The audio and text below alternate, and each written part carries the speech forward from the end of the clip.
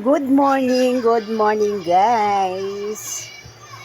Mega love shoutout po sa mga subscriber ni Ate Mars. Today's video po, ito po ay magkakape po si Ate Mars. Kape tayo guys. Meron akong suman sa ibos. Ayan, masarap po sa kape.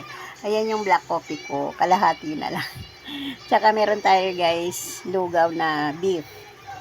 May beef yan sa ilalim. Ayan, ito po yung breakfast ko today.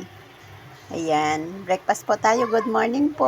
Mega love shoutout po sa inyong lahat guys, sa mga bago kong followers, mga dati kong subscriber na hanggang ngayon nandito. Maraming salamat po sa inyo. Ayan, magkape tayo guys. Ayan po, ayan, nagluluto na po si Ate Mars ng ulam sa tanghalian guys. Ayan, kumukulo siya. So, check na natin to kung malambot na to. Ayan. Medyo yung patatas. So yung mais malambot na talaga siya guys. Ay okay, malambot na rin pala yung patatas. Ayan, naglaga po tayo today ng baka. Ayan, na may halong ano guys, buto-buto.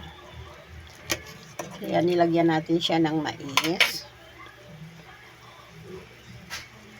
So malambot na siya.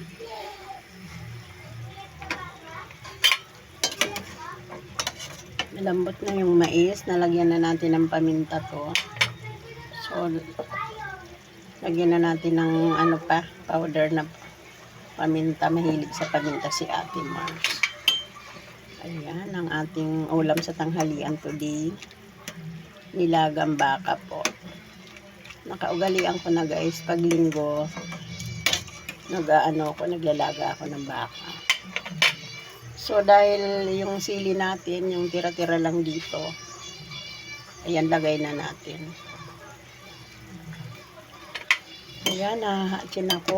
Pag nagpapaminta talaga ako, nahahatsin ako. Tikman natin. Excuse me, sabi ko na nga ba. Ayan, masarap na po. Ang siling berde talaga guys, nakakapagpalasa sa ulam. Kanina, hindi ko pa nilalagay ito, iba yung lasa. Ngayon nung nilagay ko yung siling berde, aba, ang sarap. Ang sarap ng lasa niya. Ayan. Maraming salamat po sa inyong lahat guys. Maraming salamat. Mamaya ako na kayo balikan lahat. Meron lang po ako guys tinatapos.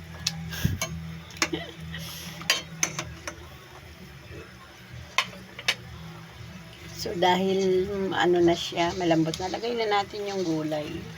Malambot na rin yung mais.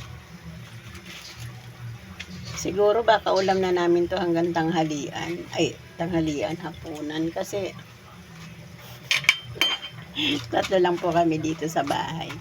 So, minsan madalas, niluluto ko hanggang hapunan. So, nakakatipid tayo guys sa gas, diba? Sa oras, sa gas, sa rekado. Ayan. Takpan muna natin siya. Ayan, check na natin. Ayan, luto na. Luto na yung gulay, kumukulo na.